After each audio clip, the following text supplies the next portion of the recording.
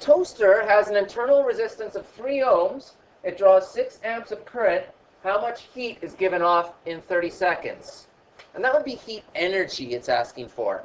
So on the surface, this seems like a pretty easy question because everything seems to be in SI units for us. We have 3 ohms. Ohms are the SI unit of measurement for resistance, abbreviated R. 6 amps of current. Amps are the SI unit of current, abbreviated I. And it's asking us for energy, which we could certainly answer in an SI unit of joules. Oh wait, there's another piece of information here too. It's telling us 30 seconds. That's a measurement of time. But that's also SI units. Is it giving us more information than we need? Sometimes that happens. But let's see. So we want to find a formula that solves for E in terms of R and I.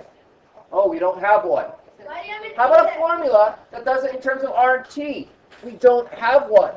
How about one in terms of I and T? We don't have one. All right, so none of our formulas answers this question. Don't freak out, right? Let's look at what some of the formulae are. We want to solve for energy. One of our formulas for energy is energy equals power times time. We have time, but we don't have power. G. Do we have what we need to solve for power? Well, power is equal to current times voltage. We don't have that either, though. Oh, but we know resistance, and if we know resistance and current, we can solve for voltage, because if we look at another of our triangle, we get that V is equal to I times R. So, wait a second. It's kind of like a chain of problems we got to solve here almost.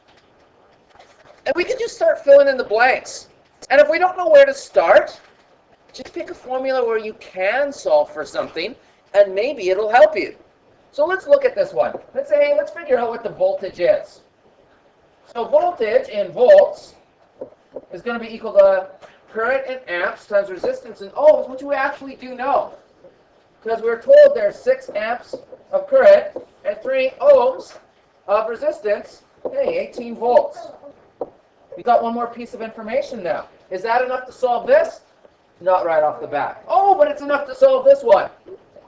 So P equals I times V. Well, we already said that, well, let's make some space and start doing this one down here. So power is current times voltage. Well, we just said that the current is 6 amps. And we just solved voltage as being 18 volts. Hey, that'll give us an answer too. Again, I don't have my calculator, so I can just do a little mental math. 6 times 10 is 60. 6 times 8 is 48. 60 and 48 is 108 watts of power. But now that we know power, we can plug that in here. So power is 108 watts. I think I'm starting to get to a point where my calculator missing is going to be an issue, but we'll see. 30 seconds.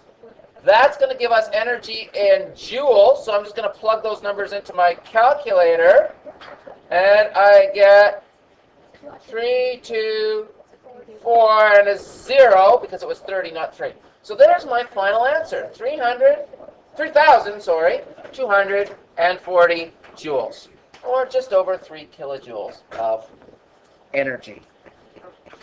Yeah.